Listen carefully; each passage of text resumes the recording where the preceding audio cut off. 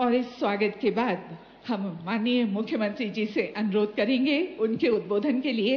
उनके उद्बोधन का वेबकास्ट के माध्यम से संपूर्ण प्रदेश में सजीव प्रसारण किया जाएगा।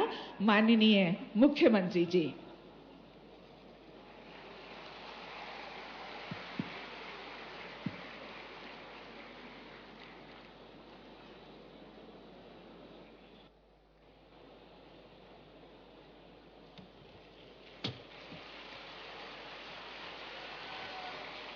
बोलिए भारत माता की, भारत माता की, सरस्वती मैया की और अतिथि शिक्षक भांजे और भांजियों की। तुमसे ही तुम्हारी जय बोलवा ली।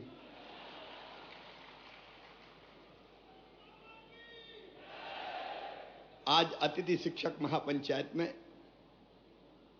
हमारे बीच पधारे हुए मध्य प्रदेश के हमारे स्कूली शिक्षा मंत्री आदरणीय इंदर सिंह परमार जी, भाई भारतीय मजदूर संघ के हमारे महामंत्री आदरणीय श्री मधुकर सांवले जी, आदरणीय शिव कुमार चौबे जी, मध्य प्रदेश सामान्य वर्ग आयोग के अध्यक्ष आदरणीय रमेश चंद्र शर्मा जी, मध्य प्रदेश राज्य कर्मचारी कल्याण के काम में लगे हुए हैं, आदरणीय वेद जी, योग आयोग के अध्यक्ष प्रहलाद भारती जी, उपाध्यक्ष पाठ्य पुस्तक निगम बहन रश्मि अरुण समी जी, संजीव जी, अनुभा जी, सत्येंद्र जी, हमारे सभी अतिथि शिक्षक संगठनों से भाई मनोज जी, भाई तूफान जी, भाई सुनील जी, संतोष जी, के पवार जी, ब्रजेश जी, अरुणगिरी जी और मेरे प्रिय अतिथि शिक्षक बहनों, भाइयों, बेटे बेटियों,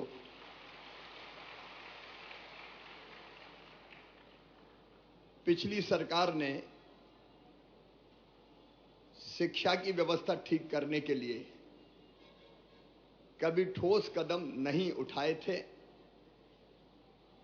और एक अधकचरी व्यवस्था हो गई थी।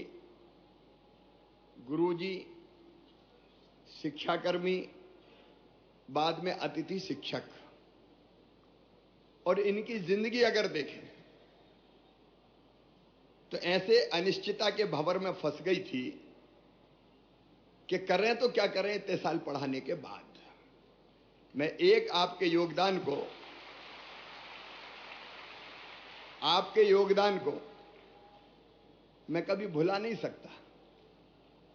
जब रेगुलर शिक्षक नहीं थे तब अतिथि शिक्षक के रूप में आपको पढ़ाने का दायित्व सौंपा गया और मुझे प्रसन्नता ये कहते हुए कि अधिकांश अतिथि शिक्षकों ने पूरी कर्तव्य निष्ठा के साथ अपने दायित्व का निर्वाह किया, अपने दायित्व को निभाया। आप वो हैं जिन्होंने हमारी शिक्षा की गाड़ी को आगे बढ़ाया। बच्चों को आप लगातार गांव-गांव में पढ़ाते रहे। मैं आपको इसके लिए हृदय से धन्यवाद देता हूं। आज मैं शिक्षा पे कोई भाषण देने नहीं आया, क्योंकि वो समय समय पे हमारी चर्चा होती रहती है। लेकिन मित्रों, मैं अपनी ड्यूटी मानता हूं कि जिन लोगों ने जी जान से अपने सामर्थ्य और अपने क्षमता के अनुरूप बच्चों को विद्या का दान दिया, उनकी जिंदगी भी कुछ बेहतर की जाए। अनिश्चितता के भंवर में वो लगातार लटके ना रहें। और इसलिए अभी अलग अलग पीरियड के अनुसार आपको मानदेय देने की व्यवस्था है। अब ये पीरियड के हिसाब से नहीं होगी, अब महीने के हिसाब से मानदेय की व्यवस्था होगी।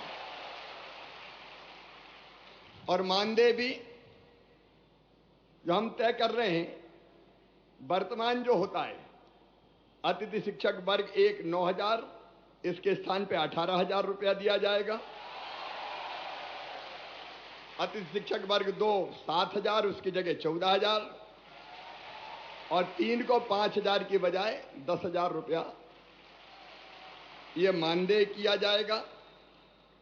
और अभी शायद हर महीने करते हैं अनुबंध, क्या करते हैं, साल का।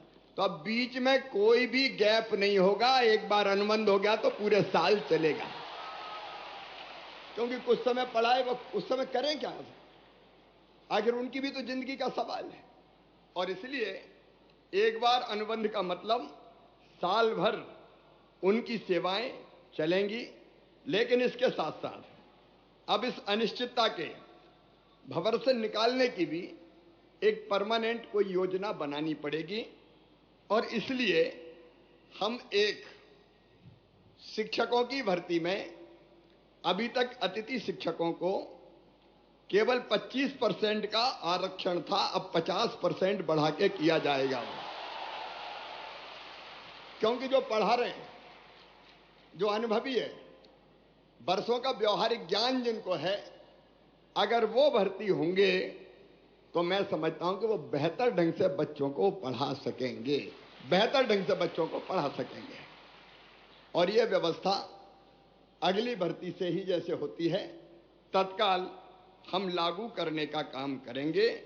और अतिथि शिक्षकों को उच्च शिक्षा विभाग के अनुसार प्रतिवर्ष 4 और अधिकतम 20 अंक बोनस के रूप में ये प्रदान किए जाएंगे, ताकि अधिकतम उनका चयन हो सके, उनका सिलेक्शन हो सके। आप पढ़ाने का काम कर रहे हैं, लेकिन पूरे मान और सम्मान के साथ पढ़ाएं। एक मैं ये भी तय कर दूंगा कि जैसे नियमित पढ़ाने वालों को वेतन मिलता है, अब चूंकि वेतन तय हो गया है, मानदेय तय हो गया है, इसलिए निश्चित महीने की 1 तारीख, 1 या 2, 3, 4 जो भी होती है, उसमें सबको मानदेय मिल जाए, भटकना ना पड़े, परेशान ना होना पड़े, ताकि इनके घर की गाड़ी भी चल सके, परिवार को भी ये ढंग से देखने का काम कर सके। और एक मैं गुरुजियों की तरह एक योजना बनाऊंगा कि जिसमें पात्रता परीक्षा लेके भी हम अतिथि शिक्षकों को नियमित करने की दिशा में आगे बढ़ सकें। जब गुरुजी के लिए किया है तो उनके लिए भी हम सोच सकते हैं। केवल जो आरटीए के अंतर, आपको पता है शिक्षा का जो कानून है आरटीई, उसके अंतर्गत डीएड बीएड वाली जो बाध्यताएं हैं वो हम रिलैक्स नहीं कर सकते, क्योंकि वो केंद्रीय कानून है। लेकिन उसको छोड़ के मेरी इच्छा है कि तुम सब नियमित हो जाओ, ढंग से पढ़ाओ, बच्चों को भी ठीक से पढ़ाओ, और बच्चों के साथ साथ अपने परिवार का भी आप ध्यान रख पाए। आपने इतने दिन में जहां गया बहुत अनुशासित तरीके से अपनी बात रखने का काम किया। मैं जहां जाता था मेरे अतिथि शिक्षक मित्र मिलते थे और बड़े अनुशासित ढंग से अपनी बात करते थे।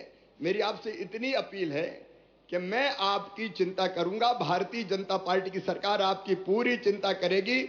आपकी जिंदगी अनिश्चित हम नहीं रहने देंगे, निश्चितता लाकर ही रहेंगे। कई कदम मैंने आपको बता दिए, लेकिन आपसे भी मेरा आग्रह है कि शिक्षक का मतलब सामान्य सेवा नहीं है, यह है बच्चों का भविष्य बनाने का काम। आज जो बच्चे पढ़ेंगे वो ही मध्य प्रदेश बनाएंगे, वो ही अपने देश को बनाएंगे। तो मेरी अपील है कि बेहतर से बेहतर पढ़ाई, बेहतर से बेहतर शिक्षा, और उसके लिए अगर हम अपने आप हमको ट्रेनिंग प्राप्त करनी हो, हमको कई चीजें सीखनी हो, तो आप उसकी भी भरसक कोशिश करना कि आप अपने आप को कैसे और ज्यादा सक्षम बना सकते हैं। शिक्षकों का भाषण नहीं बोलता, शिक्षकों का आचरण बोलता है, प्रभावित वही करता है। और इसलिए आपका आचरण बोले। आपको देखे देखो, मैं आज जो कुछ हूं, मैंने अनेकों बार कहा है, मैं आज फिर कह रहा हूं कि मैं जो कुछ हूं आज, उसमें सबसे बड़ा योगदान है तो मेरे माता पिता के बाद मेरे गुरु, मेरे शिक्षक श्री रतन चंद जैन जी का है। मैं उनको बारंबार प्रणाम करता हूं। गुरु चाहे तो बच्चों की जिंदगी बदल दे। और इसलिए अपने यहां कहा है, गुरु गोविंद दोऊ खड़े काके लागू पाए, बलिहारी गुरु आपकी गोविंद दिया बताए, गोविंद दियो बताए। शिक्षा वो है जो मनुष्य को मनुष्य बना सके, शिक्षा वो है जो मुक्ति दिला सके। सा विद्या या विमुक्त है, शंकराचार्य जी महाराज ने कहा था। इस लोक में भी और परलोक में भी मेरे प्रिय भांजे और भांजियों, मैं यही आग्रह आपसे, देखिए मैं सरकार नहीं चलाता, मैं परिवार चलाता हूं, परिवार चलाता हूं। शायद ये पहली बार है जब मैंने मध्य प्रदेश के जितने हमारे साथी हैं कर्मचारी, उनकी ऐसी पंचायत बनाई, कोई की हिम्मत है कि पंचायत बुला ले। ये मामई की हिम्मत है कि पंचायत बुलाता है और चर्चा करके समस्याओं का समाधान, क्योंकि आप भी हमारे हो, मेरे परिवार के अभिन्न अंग हो, तो आपका सुख और दुख भी तो मेरा है। आपका एक कमिटमेंट मुझे चाहिए कि पढ़ाने में हम कोई कसर नहीं छोड़ेंगे। बोलो सब तैयार हो? तो बोलो भारत माता की। एक कमिटमेंट आपका कि पढ़ाने में आप कोई कसर नहीं छोड़ेंगे, और दूसरा कमिटमेंट मेरा कि मैं आपकी जिंदगी में अनिश्चितता नहीं रहने दूंगा, निश्चितता लाकर ही चैन की सांस लूंगा। और उसकी कई चीजें मैंने आपके सामने रखी है, वो नीति बना के आपके भविष्य को भी सुरक्षित रखेंगे, क्योंकि आपके भी तो बच्चे हैं, आपके भी तो बेटा, कई की तो शादी हो गई और कई बार पहले शादी हो गई। कितने सालों से पढ़ा रहे हैं? मैं समझता हूं कि 15-15, 20-20 साल से पढ़ाने वाले भी शिक्षक हैं कि नहीं? अतिथि शिक्षक वो भी हैं। तो ये कहां जाएंगे? इनको कहां रास्ते में छोड़ेंगे? क्या इनको जीने का हक नहीं है? क्या इनको मुस्कुराने का अधिकार नहीं है? और इसलिए आज मैं भरे भाव से कह रहा हूं कि आपकी चिंता मैं करूंगा, जिंदगी में निश्चितता लाएंगे। और ये जो कदम हमने उठाए कि गुरुजी की तरह हम पात्रता परीक्षा भी लेके आपको रेगुलर करने का काम करेंगे। 50% रिजर्वेशन भी हमने 50% शिक्षकों की भर्ती में कर दिया, ताकि आप जो न्यूनतम आवश्यकता है वो पूरी करते हुए बच्चों को ढंग से पढ़ाएं। बहुत लंबा चौड़ा भाषण देने की जरूरत नहीं है। मेरे साथ आप एक बार खड़े होके ये संकल्प लेंगे कि मामा जी, शिक्षा के मामले में, बच्चों को ढंग से पढ़ाने के मामले में और हर संभव सहयोग करने के मामले में हम पीछे नहीं रहेंगे। बोलो सब तैयार हो? तो मेरे साथ बोलिए, भारत माता की, भारत माता की, भारत माता की, सरस्वती मैया की। जाओ मेरे प्रिय साथियों, अब आपका भविष्य सिक्योर है। ढंग से पढ़ाओ और अपने परिवार का भी ध्यान रखो, मध्य प्रदेश को भी आगे बढ़ाओ। बहुत बहुत धन्यवाद।